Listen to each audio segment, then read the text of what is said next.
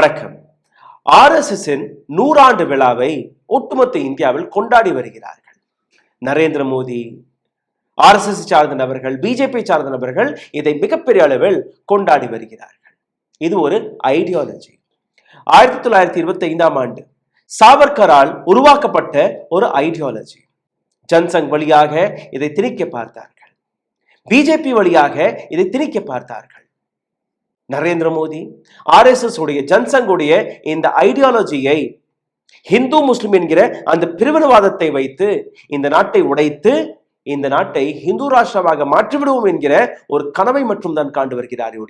இவர்களால் இந்த 100 விழாவை மட்டும் தான் கொண்டாட முடியும், இந்த நாட்டை உடைக்க முடியாது என்கிற அந்த உண்மையை இன்னைக்கு நாம் உறக்கச் சொல்ல இருக்கிறோம்.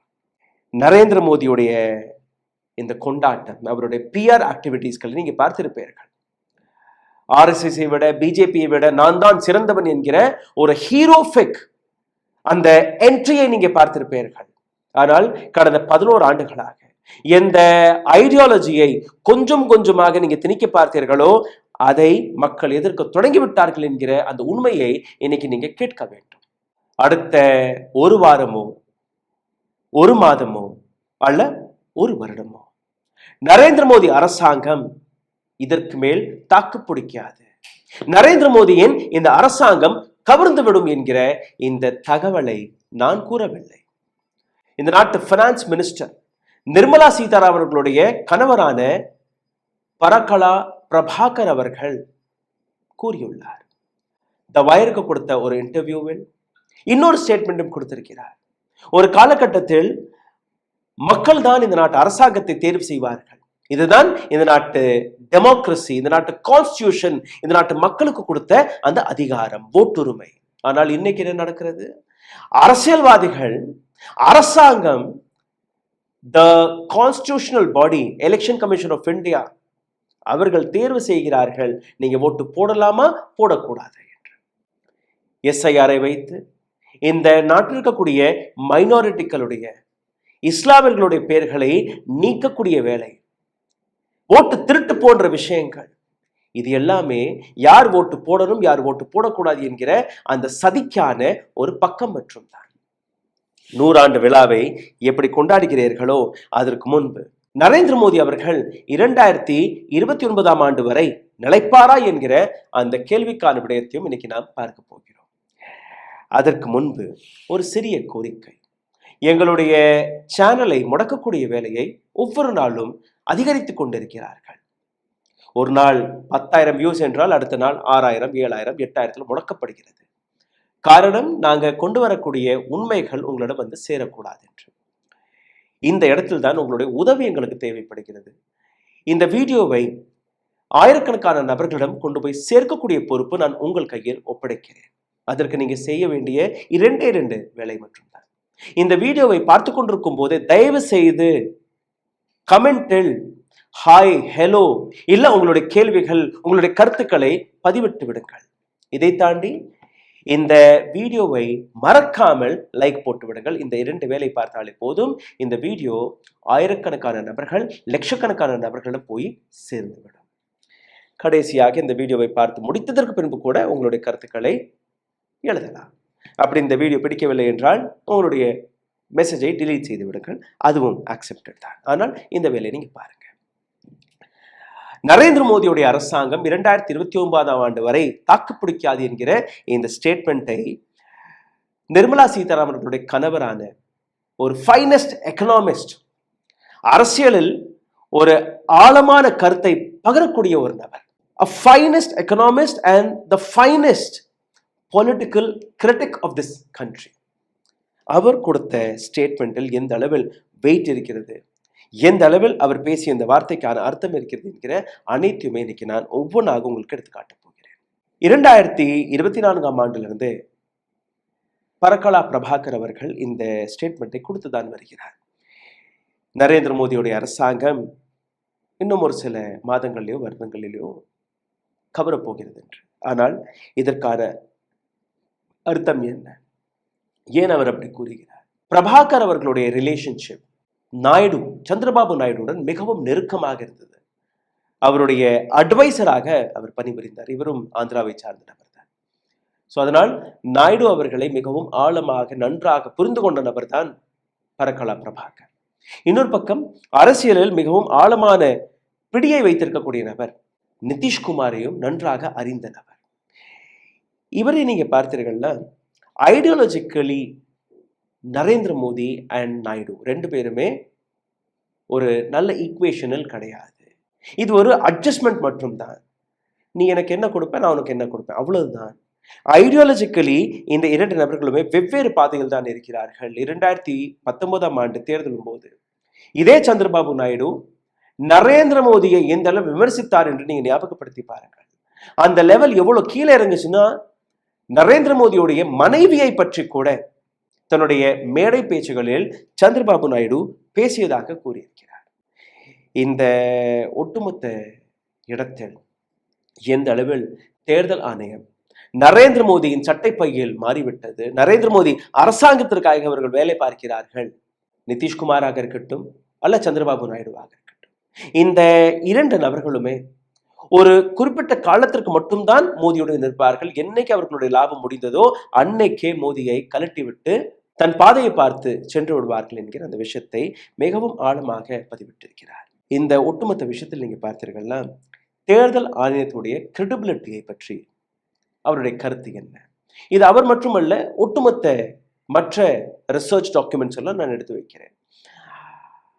தேர்தல் ஆணையத்தை பற்றி பேசும்போது இந்த நாட்டில் இருக்கக்கூடிய எதிர்கட்சி தலைவர்கள் இன்னைக்கு காலகட்டத்தில் அவர்கள் தேர்தலில் கலந்து கொள்ளவே கூடாது. உடனடியாக ரெசிக்னேஷனை கொடுத்து they should boycott the election of this country. காரணம், ஓட்டு திருடு நடக்கிறது. நேர்மையான வழியில் தேர்தல் ஆணையம் செயல்படுவதல்ல. கம்ப்ளைண்ட் கொடுத்தால், எதிர்கட்சிகளுடைய கம்ப்ளைண்ட் போனால் அதை பற்றி அவர்கள் சிந்திப்பது கூட இல்லை. மக்களுடைய வாக்குகளை திருடக்கூடிய வேலை ஒரு பக்கம், அதே மக்களுடைய வாக்குகளை டிலீட் செய்யக்கூடிய வேலை இன்னொரு பக்கம். பீகாரில் இருக்கக்கூடிய டாக்கா என்கிற ஒரு நகரம், நேற்று நான் அதை பற்றி பேசியிருந்தேன். டாக்காவில் இருக்கக்கூடிய ஒட்டுமொத்த ஓட்டு எண்ணிக்கை வெறும் 2 லட்சம் தான். அங்க இருக்கக்கூடிய இஸ்லாமியர்கள் குறிவைத்து 80,000 இஸ்லாமியர்களுடைய பெயரை டிலீட் செய்யக்கூடிய ஒரு முயற்சி அங்க நடந்தது. இதை பற்றி கூட தேர்தல் ஆணையம் எதுவுமே செய்யவில்லை. அப்போ என்ன செய்ய வேண்டும்? தேர்தல் நேர்மையாக நடக்கவில்லை. இந்த தருணத்தில் தேர்தலுக்கான அர்த்தமே கிடையாது. there is no significance of election which is going to happen in India. So ராகுல் காந்தியாக இருக்கட்டும், பிரியங்கா காந்தியாக இருக்கட்டும், அகிலேஷ் யாதவ், இது போன்ற ஏராளமான தலைவர்கள் அனைவருமே ரெசிக்னேஷனை கொடுத்து we boycott election commission, we boycott election என்று கூறினாலே அது ஒரு இம்பாக்ட்ஃபுல்லாக இருக்கும். அது இவர்கள் செய்வதல்ல. என்ன செய்கிறார்கள்? மறுபடியும் அதே எலெக்ஷன். ஏன்னா வேற வழி கிடையாது. இதே நேரத்தில் நீங்க பார்த்தீர்கள்னா இப்ப எப்படி 100 விழாவை இவர்கள் கொண்டாடுகிறார்களோ RSSற்காக, இதே போன்ற ஒரு டெமோக்ராட்டிக் விழாவும் நடந்தது 2001 ஆண்டு. இந்த நாட்டின் எலெக்ஷன் கமிஷன் அமைக்கப்பட்டு 50 ஆண்டுகள் கோல்டன் ஜூப்ளியை கொண்டாடினார்கள்.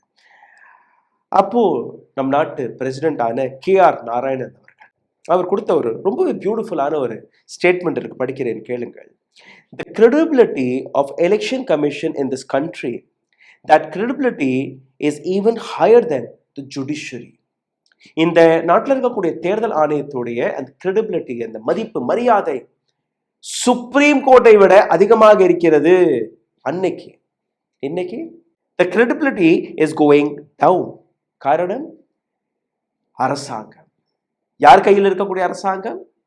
ஜன்சங், பிஜேபி, RSS இருக்கக்கூடிய அந்த ஐடியாலஜி வழியாக வெளிவந்த நரேந்திர மோடியின் அரசாங்கம் இன்னைக்கு இந்த ஒட்டுமொத்த கிரெடிபிலிட்டியை குறைத்து விட்டார்கள். சிஎஸ்டிஎஸ் லோக்நீதியுடைய சர்வே வெளிவந்தது. இந்த சர்வேவில் நீங்க பார்த்தீர்கள்னா 21% இந்திய மக்கள், 21% மக்கள் தேர்தல் ஆணையத்தை நாங்க நம்ப முடியாது, தேர்தல் ஆணையம் செய்வது தவறு என்று எடுத்து காட்டுகிறார்கள். இது ஒரு சர்வே. ஆனால் கீழே நீங்களே கமெண்ட் எழுதலாம், எத்தனை பேருக்கு தேர்தல் ஆணையம் மீது நம்பிக்கை இருக்கிறது இல்லை என்று. அதற்கான ஒரு போலை கூட இன்னைக்கு நான் என்னுடைய சேனலில் போடுறேன், அதுல போய் உங்களுடைய கருத்துக்களை பகிருங்கள். 2024 ஆண்டு தேர்தலும் போது 5 கோடி வாக்குகள் தவறான முறையில் பதிவிட்டதாக கூறினார்கள். இந்த 5 கோடி வாக்குகளுக்கான அர்த்தம் என்ன? 15 மாநிலங்களில் 79 சீட்டுகள் என்டிஏவிற்கு போய் சேர்ந்தது. எப்படி? அதையும் நீங்க பாருங்க. அப்கி பார் 400 பார் என்று கூறினார்கள், ஆனால் கிடைத்தது 240. ஒட்டுமொத்த என்டிஏவிற்கு கிடைத்தது 293. இந்த 293ல இருக்கக்கூடிய இந்த அடிஷனல் தவறான முறையில் வாக்கு இயந்திரங்களில் கோளாறு செய்து எப்படியெல்லாம் அவர்கள் ஓட்டு திருட்டு வழியாக இவர்கள் வாக்குகளை திருடுகிறார்கள் அனைத்துமே உங்களுக்கு முன்னாடி இருக்கு. அந்த மாதிரியான 79 சீட்டுகள். அப்படி அந்த 89 சீட்டுகள் என்டிஏவிற்கு போயிருக்கலை என்றால் பிஜேபி அல்ல என்டிஏ இன்னைக்கு 214 முடங்கி இருக்கும்.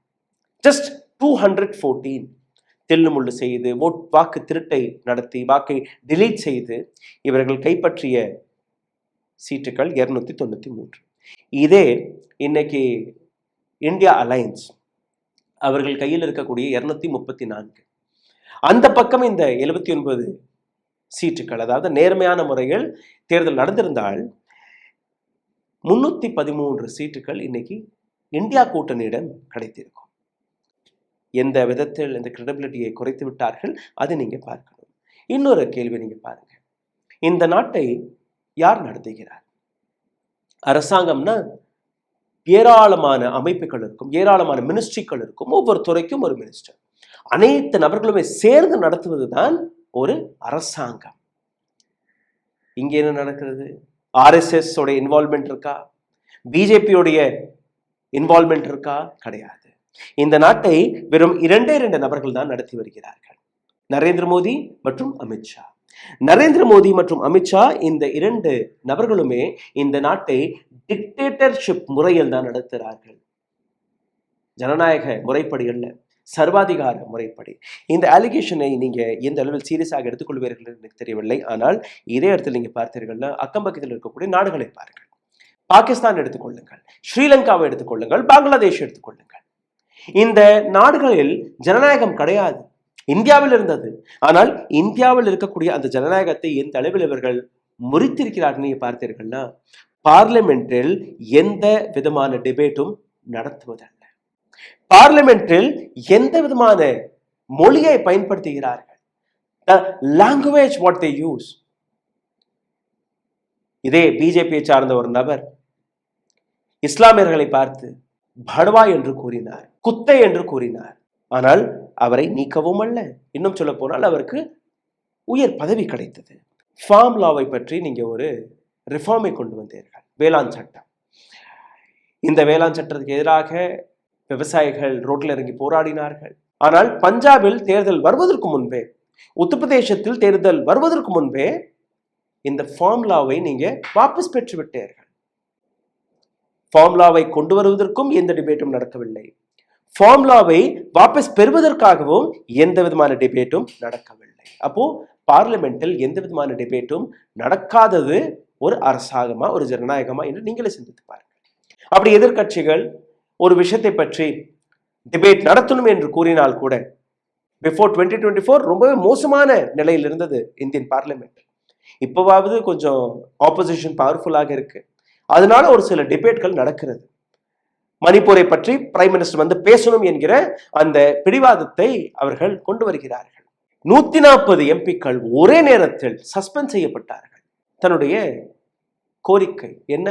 டிபேட் நடத்துங்கள், ஒரு விஷயத்தை பற்றி பேசலாம், விவாதிக்கலாம். கிடையாது. 140 எம்பிக்களை வெளியேற்றிவிட்டு அந்த லாவை இவர்கள் பாஸ் செய்தார்கள். எந்த டிபேட்டுமே நடக்கவில்லை. இந்திய சுதந்திர வரலாற்றில் இது போன்ற பார்லிமெண்டை எங்கேயுமே யாருமே பார்க்கவில்லை. உலகம் முழுவதுமே நீங்க பார்த்தீர்கள்னா ஒரு நல்ல டெமோக்ராட்டிக்கான நாட்டில் இது போன்ற செயல் நடக்காது. எந்த விதமான ஆர்எஸ்எஸ் கொண்டாட்டம் என்று எனக்கு புரியவில்லை. இந்த கொண்டாட்டத்திற்கு பின்னாடி எத்தனை உண்மைகளை மறைக்கிறார்கள் அதையும் நீங்க பாருங்கள். இன்னொரு விஷயத்தை நீங்க பார்த்தீர்கள்னா இந்த லீடர்ஷிப், மோடி அண்ட் ஷா என்கிற லீடர்ஷிப், இவர்கள் இந்த நாட்டை நடத்த தகுதி வாய்ந்தவர்களா? Are they capable enough or they have the potential to run this country? இந்த கேள்வி நீங்க பார்த்தீர்கள்னா நிச்சயமாக they both, whether it is Narendra Modi or it is Mr. Amit Shah, they both don't have the courage, they don't have the capacity are the potential to run this country. இதே நாட்டில் தான் doctor மன்மோகன் சிங் இருந்தார், the finest economist of this country. அவர் இருக்கும்போது வெளிநாடுகளில் இருந்து அழுத்தம் வந்தால் கூட நம் நாட்டுடைய அந்த ரிலேஷன்ஷிப், மற்ற நாடுகளில் இருந்த அந்த ரிலேஷன்ஷிப்பை வைத்து யாராலுமே இந்தியாவிற்கு எதிராக எதுவுமே செய்ய முடியாது. இன்னைக்கு இந்திய பணமதிப்பை பாருங்கள், டாலருக்கு எதிராக இந்திய பணமதிப்பு இன்னைக்கு எந்த அளவில் சரிந்து கொண்டிருக்கிறது என்று எந்த விதமான ஆக்ஷன் பிளானும் கிடையாது. இதே பரக்கலா பிரபாகர் அவர்களுடைய இன்னொரு ஸ்டேட்மெண்ட், அவருடைய இன்டர்வியூவில் நான் பார்த்தேன். ஒரு எக்கனாமிஸ்ட், இந்த நாட்டில் இருக்கக்கூடிய பொருளாதாரத்தின் ஒரு சிறந்த நிபுணர் அவர் கூறுகிறார், பிரைம் மினிஸ்டர் மோடியோட அரசாங்கம் இந்தியன் எக்கனாமி ஒரு மிகப்பெரிய அளவில் வளர்ந்து கொண்டிருக்கிறது என்று அவர் கூறுகிறாரே. அதற்கான உண்மை என்னவென்று நீங்க தெரிஞ்சு கொள்ளணும்னா, மாதம் தோறும் நான் காய்கறி போய் வாங்கிட்டு வர்றேன், பழங்கள் போய் வாங்கிட்டு வர்றேன், மாதம் ஒரு முறை என் வீட்டுக்கு தேவையான கிராசரிகளை நானே போய் வாங்கிட்டு வர்றேன். அப்போ இந்த நாட்டு அரசாங்கம் எனக்கு எந்த விதமான எக்கனாமிக் ரிப்போர்ட் கொடுக்க தேவையில்லை. என் கையில வரக்கூடிய அந்த ஸ்லிப், காய்கறி வாங்க போனா, பழம் வாங்க போனா, ராஷன் வாங்க போனா, அந்த இடத்தில் கிடைக்கக்கூடிய ஸ்லிப் எனக்கு போதும் இந்த நாட்டுடைய உண்மையான எக்கனாமியை வெளிக்காட்டுவதற்காக. இது ஒரு ஒரு அரசியல்வாதி, ஒரு ஆக்டிவிஸ்ட், ஒரு எக்கனாமிஸ்டோடைய பார்வை. அவர் அரசியல்வாதி கிடையாது, அவர் ஆக்டிவிஸ்டும் கிடையாது, பட் ஒரு எக்கனாமிஸ்ட் எப்படி ஒரு விலைவாசியை பார்க்கலாம் என்று. நரேந்திர மோடி 11 ஆண்டுகளில் ஒரு காய்கறி கடைக்கு போயிருப்பாரா?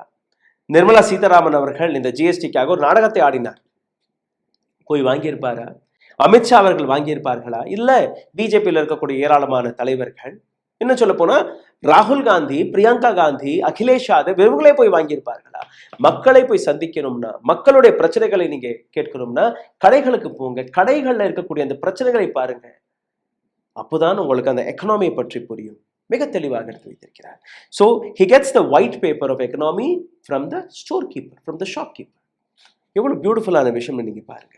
இது மட்டுமல்ல, மோடி ஷாவை பற்றி இன்னொரு கேள்வி இந்த இடத்துல நான் எடுத்து வைக்க பார்க்கிறேன். படிப்பு, அப்படி ஒரு நல்ல படிச்ச பிரைம் மினிஸ்டராக இந்தியாவிற்கு கிடைத்திருந்தால் இந்த மாதிரியான சிச்சுவேஷன் நாம் சிக்கியிருக்க மாட்டோமா என்கிற ஒரு கேள்வி எடுத்து வைக்கும் போது அதற்கான பதில் நீங்க கேட்டீர்கள்னா, நிச்சயமாக படிப்பு முக்கியம் கிடையாது, தாட் ப்ராசஸ் முக்கியம். காமராஜர் எடுத்துக்கொள்ளுங்கள், ஏன்னா அக்பர் எடுத்துக்கொள்ளுங்கள். அக்பர் படிக்காத ஒரு நபர், but a finest leader in the globe. But இந்த நாட்டு பிரைம் மினிஸ்டர் அப்படி கிடையாது. பிரைம் மினிஸ்டரிடம் என்டையர் பொலிட்டிக்கல் சயின்ஸில் பட்டம் இருக்கிறது, டிகிரி இருக்கிறது. அப்போ ஏன் இந்த நாட்டை அவரால் நடத்த முடியவில்லை? பொலிட்டிக்கல் சயின்ஸ்ல அவர் டிகிரி வைத்திருக்கிறார். அப்போ அந்த டிகிரிக்கான அர்த்தம் என்ன? You can't run this country. So we got one person in India who has the entire political science degree. He is the only one in the whole universe. அப்போ அவரால் ஏன் இந்த நாட்டை நடத்த முடியவில்லை என்கிற கேள்வி கேட்கும்போது இங்கேதான் ஆர்எஸ்எஸ் உடைய அந்த 100 ஆண்டு விழாக்கான அந்த ஐடியாலஜி வெளிவருகிறது. ஜன் சங் அரசியலில் வரும்போது இப்ப பிஜேபி எப்படி இருக்கோ, பிஜேபியுடைய தொடக்கம் தான் ஜன்சங். ஜன்சங்குடைய ஐடியா இந்த நாட்டை ஹிந்து ராஷ்டிராவாக மாற்றுவது. 1925ஆம் ஆண்டிலிருந்து சாவர்கருடைய ஐடியாலஜி இந்த நாட்டை ஹிந்து ராஷ்டிராவாக மாற்றுவது. மக்கள் ஏற்றுக்கொண்டார்களா? மக்கள் அவர்களை ஏற்றுக்கொள்ளவில்லை. ஜன்சங் தொடங்கிய காலகட்டத்திலிருந்து நீங்க பார்த்தீர்கள்னா அதிகபட்சம் ஜன்சங்கிற்கு 10% ஓட்டு கூட கிடைக்கவில்லை. மக்கள் எதிர்த்தார்கள். 1961ஆம் ஆண்டு அதிகபட்சம் ஜன்சங்கிற்கு கிடைத்த ஓட் 9.7%. 9.7%. இதே நீங்க பாருங்க 2014ஆம் ஆண்டு நரேந்திர மோடி அவர்கள் ஜன்சங்குடைய ஐடியாலஜியை வைத்தா ஓட்டு கேட்டார். இந்த மாதிரி எனக்கு நீங்க ஓட்டு போட்டீங்கன்னா ஹிந்து ராஷ்டிராவாக இந்த நாட்டை மாற்றி விடுவேன் என்று கூறினார்களா? காரணம், இந்த ஹிந்து ராஷ்டிரா என்கிற ஐடியாலஜியை மக்கள் எதிர்த்தார்கள், இன்னைக்கும் எதிர்த்து கொண்டிருக்கிறார்கள். என்ன சொல்லி நீங்க ஓட்டு கேட்டீர்கள்? எக்கனாமிக் ஃப்ராட் நடக்கிறது, நான் வந்தா உங்களுடைய அக்கௌண்ட்ல 15 லட்சம் ரூபாயை போடுவேன், வெளிநாட்டில் இருக்கக்கூடிய கள்ளப்பணங்களை நான் கொண்டுட்டு வருவேன், 2 கோடி வேலை வாய்ப்பை உருவாக்குவேன், இந்த நாட்டில் 100க்கும் மேற்பட்ட ஸ்மார்ட் சிட்டிஸ்களை அமைப்பேன், இந்த நாட்டை ஒரு வளர்ந்த நாடாக மாற்றி விடுவேன். இது போன்ற ஏராளமான விஷயங்கள். விவசாயிகளுடைய வருமானம் இரட்டை மடங்காகிவிடும், பெண்களுக்கு பாதுகாப்பு கிடைக்கும், கல்வித்தரம் உயரும், மெடிக்கல் ஃபெசிலிட்டிஸ் உயரும். இது எல்லாமே தானே கூறினார். அதாவது மக்களுக்கு ஒரு கனவு காட்டினார்கள். இந்த கனவிற்கு பின்னாடி இருக்கக்கூடிய உண்மை, இந்த நாட்டில் நாங்கள் ஹிந்து ராஷ்டிராவிற்கான அந்த மரத்தை வளர்க்க வேண்டும் என்று ஒரு குறிப்பிட்ட காலத்திற்கு சக்சஸும் அடைந்தார்கள். மோதி மோதி மோதி என்கிற அந்த கோஷங்களை போடக்கூடிய அந்த இளைஞர்கள் கையில் கொடிகளை எடுத்து ஜெய் ஸ்ரீராம் என்று யாரை வேணாலும் கொன்று விடலாம், யாரை வேணாலும் நசுக்கி விடலாம் என்கிற அந்த வெறியர்களை உருவாக்கி இந்த நாட்டை கண்ட்ரோல் செய்து விடலாம் என்று நினைத்தீர்கள். ஆனால் இப்போ வெளிவரக்கூடிய ஜென்சி உங்களை பயமுறுத்தி வருகிறார்கள். 2024 ஆண்டு அதே ஜன்சங்கோடைய ஐடியாலஜியை, அதே பிஜேபியோட ஐடியாலஜியை, அதே ஆர்எஸ்எஸ் ஐடியாலஜியை மீண்டும் ஒரு முறை நீங்க திணிக்க பார்த்தீர்கள். 2014 ஆண்டு டெமோக்ரஸி, வளர்ச்சி, வேலை வாய்ப்பு, பெட்ரோல் டீசலின் விலை, எக்கனாமி, இதெல்லாம் நீங்க கனவு காட்டினீர்கள். 2019 ஆண்டு மறுபடியும் ரிப்பீட் ஆனது அதே செக்ஷன். 2024 ஆண்டு தன்னுடைய உண்மையான முகத்தை காட்டினார்கள். மட்டன், மங்கள் சூத்ர், கவ், தாலி, இது போன்ற வார்த்தைகளை வைத்து ஒரு கம்யூனல் ஆங்கிளை மிகப்பெரிய அளவில் நரேந்திர மோடி எடுத்து வைத்தார். அப்கி பார் 400 பார் என்று கூறிய பிஜேபி இந்த முறை 240 முடக்கப்பட்டது. அதுவும் 79 சீட்டுகளை திருடியதற்கு பின்பு. நேர்வழியாக அதுவும் கிடைத்திருக்காது. அதற்கான உதாரணங்கள், விளக்கம் அனைத்துமே வெளிவர தொடங்கியதற்கு பின்பு இன்னைக்கு நடுநடுங்கி போயிருக்கிறார்கள், பயந்து போயிருக்கிறார்கள். நிதிஷ்குமார் அண்ட் சந்திரபாபு நாயுடு இவர்களுடைய சப்போர்ட் நரேந்திர மோடி கையை விட்டு போய்விட்டால் என்ன நடக்கும்? இந்த ஒட்டுமொத்த விஷயத்தை நீங்க பார்த்தீர்கள்னா, நரேந்திர மோடி பீகாரை இழந்து விட்டால், அல்ல வரக்கூடிய அசாம் தேர்தலை இழந்து விட்டால் என்ன நடக்கும்? நரேந்திர மோடி மற்றும் சந்திரபாபு நாயுடு, அல்ல நரேந்திர மோடி அண்ட் நிதிஷ்குமார், இவர்களுடைய ஈக்குவேஷன் இங்க கிடையாது. இந்த இடத்துல இருக்கக்கூடிய ஈக்குவேஷன் எலெக்ஷன் கமிஷன். எலெக்ஷன் கமிஷனை வைத்து எதை வேணாலும் சாதிக்கலாம் என்கிற ஒரு பெரியல் இன்னைக்கு மோடி ஷாயின் டீம் இயங்கிக் கொண்டிருக்கிறது. ஆனால் இது நீண்ட நாட்களுக்கு சாத்தியப்படாது என்பதும் அவர்களுக்கு தெரியும். காரணம், என்டிஏவில் இருக்கக்கூடிய எந்த கூட்டணி கட்சியும் எடுத்துக்கொள்ளுங்கள், அது சந்திரபாபு நாயுடுவாக இருக்கட்டும், நிதிஷ்குமாராக இருக்கட்டும், அல்ல அஜித் பவாராக இருக்கட்டும், அல்ல ஏக்நாத் ஷிண்டேவாக இருக்கட்டும், சிராக் பாஸ்வானாக இருக்கட்டும், ஜெயந்த் சௌத்ரியாக இருக்கட்டும், யார் எடுத்துக்கினாலும் யாருமே ஐடியாலஜிக்கலி ஹிந்து ராஷ்டிர எங்களுடைய கொள்கை என்று யாருமே பிஜேபியுடன் கைகோர்க்கவில்லை. இது ஒரு கிவ் அண்ட் டேக். நாங்கள் உங்களோட இருக்கிறோமா, ஓகே, எங்களுக்கு இதெல்லாம் நீங்க செஞ்சா நாங்கள் வருவோம். 2 எம்பிக்களை வைத்திருக்கக்கூடிய நபர்கள் கூட இன்னைக்கு பேரம் பேசக்கூடிய வேலையில் இருக்கிறார்கள். சந்திரபாபு நாயுடு ஐடியாலஜிக்கலாக நிச்சயமாக பிஜேபி என்டிஏ வெளியே கிடையாது. நிதிஷ்குமார் ஐடியாலஜிக்கலி நிச்சயமாக இந்த என்டிஏ கூட்டணியில் கிடையாது. அதாவது என்னைக்கு இந்த லாபம் குறைகிறதோ, என்னைக்கு இந்த ஏடிஎம் மிஷன் பின் மாற்றி விடுகிறார்களோ, அன்னைக்கே இந்த அரசாங்கம் கவர்ந்துவிடும். ஆனால் பிஜேபி ஹிந்து ராஷ்டிராவுக்கான அந்த ஐடியாலஜியும் மறந்து விட்டார்கள். இதற்கு மேல் ஹிந்து ராஷ்டிராவாக மாற்றப் போகிறோம், அதுவும் விட்டு விட்டார்கள். இப்போ அவர்கள் இருக்கக்கூடிய பிரச்சனை இந்த அரசாங்கத்தை தக்க வைப்பது. 2 3 சீட்டுகள் இருக்கக்கூடிய இந்த அரசியல் கட்சிகள் அவர்களை என்ன செய்தாலும், காலில் விழுந்தால் கூட பிரச்சனை இல்லை, அவர்களை தக்க வைக்கணும். So the entire energy of Narendra Modi is going to pacify Mr. Naidu, Nitish Kumar, Eknath Shinde, Jayant Chaudhary, Chirag Paswan, Ajit Pawar, இது போன்ற நபர்கள் எந்த அளவில் இந்த ஐடியாலஜி இருக்கிறதுன்னு நீங்க பார்க்க வேண்டும். இதை வைத்து இந்த நாட்டை நடத்தக்கூடிய வேலையை இவர்கள் பார்க்கிறார்கள். சரி, இன்னொரு விஷயத்துக்கு வாங்க. நீங்க நரேந்திர மோடி இந்தியாவை எப்படி பார்க்கிறார்? அனைத்துமே ஒரு பிஆர் ஆக்டிவிட்டி. ஆபரேஷன் சிந்தூரை கிரிக்கெட்டுடன் இணைத்து காட்டிவிட்டார் நரேந்திர மோடி. இதே கிரிக்கெட்டில் நீங்க தோர்த்திருந்தால், அப்போ அவர்கள் ஜெயிச்சிருந்தால் என்ன நடந்திருக்கும்? இந்த விமர்சனத்தை நீங்க பார்த்தீர்கள்னா ஜவஹர்லால் நேருவுடைய ஒரு ஸ்டேட்மெண்ட் இருக்கு. Play the game in the spirit of the game. ஒரு விளையாட்டை விளையாட்டாக மட்டுமே பாருங்கள். ஆனால் நரேந்திர மோடி என்ன செய்து விட்டார்? அந்த விளையாட்டு களத்தை கூட போர்க்களமாக மாற்றி விட்டார். This is the difference of a good governance and a bad governance. Entire political சயின்ஸ்ல இவர் என்ன படிச்சார்னு எனக்கு தெரியல. அதனால தான் இந்த பதிவை நான் மிக ஆழமாக உங்களுக்காக எடுத்து காட்டுகிறேன்.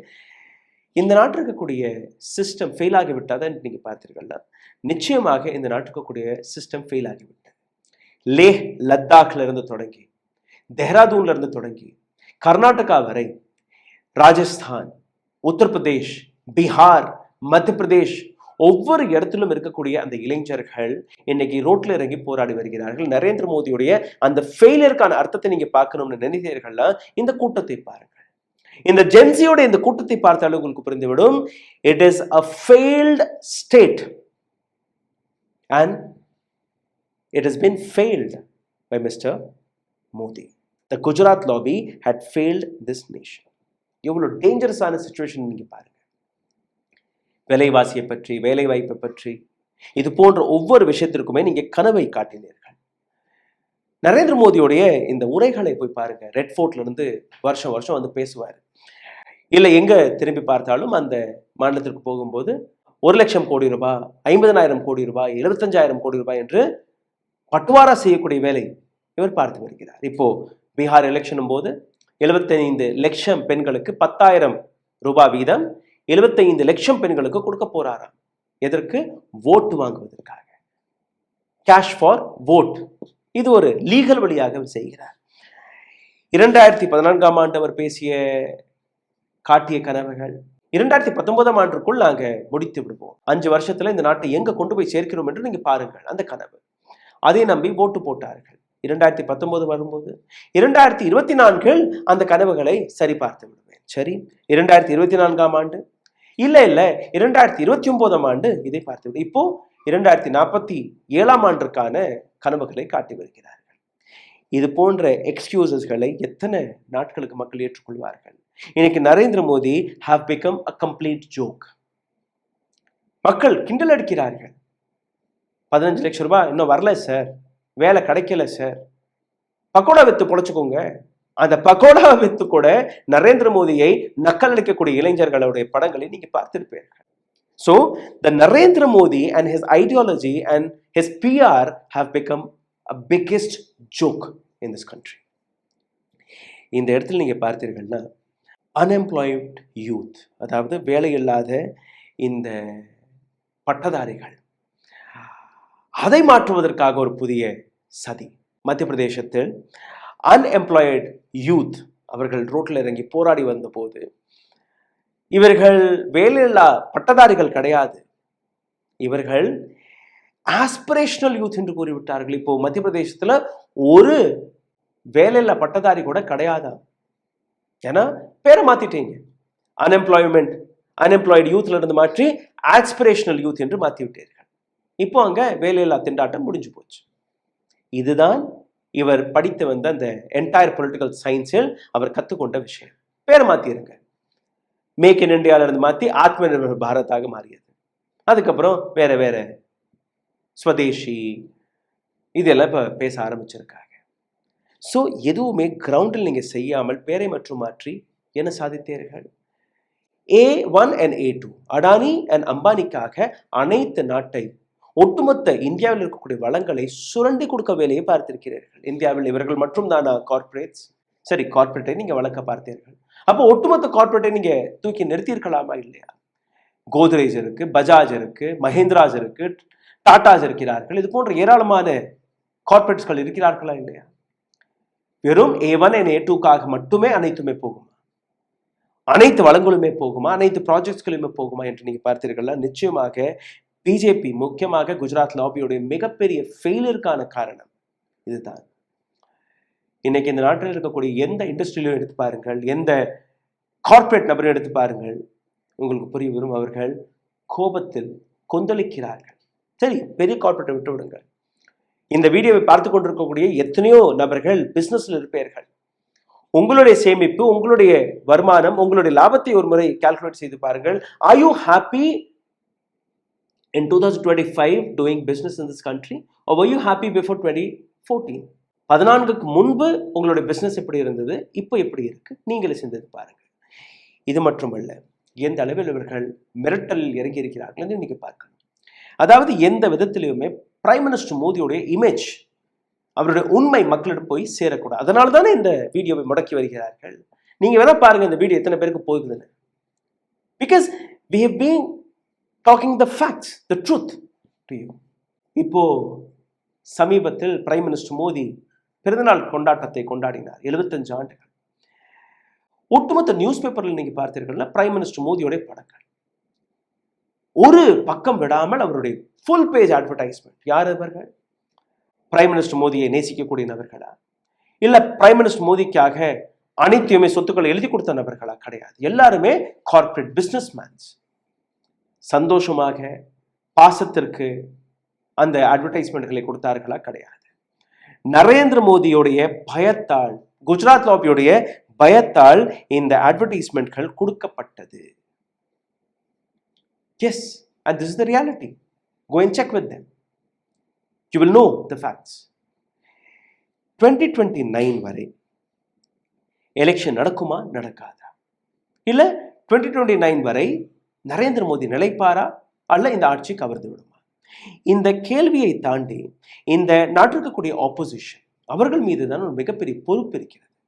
ஏன்னா இந்த எலெக்ஷனை நீங்க நம்பி, எலெக்ஷன் கமிஷன் ஆஃப் இந்தியாவை நம்பி நீங்க போய் பெட்டிஷன் கொடுப்பீர்கள், நீங்க போய் போராடுவீர்கள், நீங்க பிரஸ் மீட்டை வைப்பீங்க, ஆட்டம் பாம்பை கொண்டுட்டு வருவீங்க, ஹைட்ரோஜன் பாம்பை கொண்டுட்டு வருவீங்க, இப்படிதான் போட்டு டிலீட் செய்யப்படுகிறது என்று புரிய வைப்பீங்க, இப்படிதான் சேர்க்கப்படுகிறது என்று புரிய வைப்பீங்க.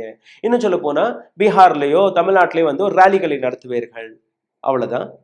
அதுக்கப்புறம் பார்லிமெண்ட்டிற்குள்ளேயே டிபேட்டை நடத்த முடியாத நீங்க தேர்தல் ஆணையத்தை நீங்க திருத்திட முடியுமா? பிஜேபியிடம் எப்படி விங்ஸ்கள் இருக்கிறதோ, அதாவது ஸ்டூடெண்ட் விங் இருக்கு, விமன் செல் இருக்கு, விமன் விங் இருக்கு, ஃபார்மர்ஸ்களுக்கான ஒரு மோர்ச்சா இருக்கு, அதே போன்ற மோர்ச்சா தான் தேர்தல் ஆணையம் என்கிற இன்னொரு மோர்ச்சா. தேர்தல் ஆணையம் இண்டிபெண்டாக செயல்படுவதற்கு நீங்க முதலில் ஸ்ட்ராங்காக நிற்க வேண்டும்.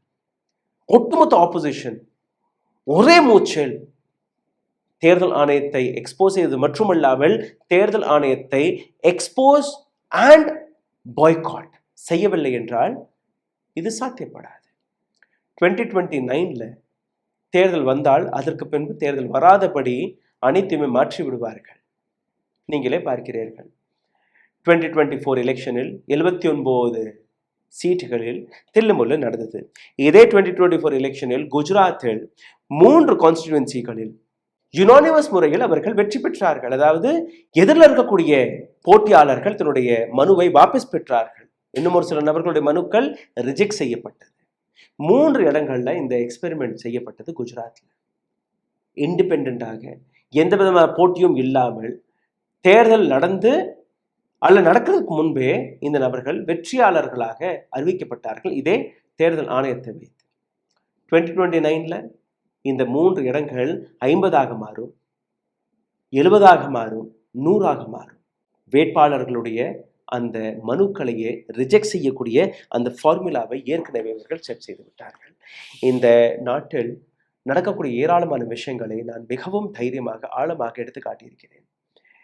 RSS உடைய 100 ஆண்டு விழா, இந்த நாட்டின் ஜுடிஷரி, இந்த நாட்டின் கான்ஸ்டிடியூஷன், இந்த நாட்டின் டெமோக்ரஸி, இந்த நாட்டின் அடையாளத்திற்கு எதிராக இருக்கக்கூடிய ஒற்றை ஐடியாலஜியை கொண்டாடுவதாக தான் தெரிகிறது.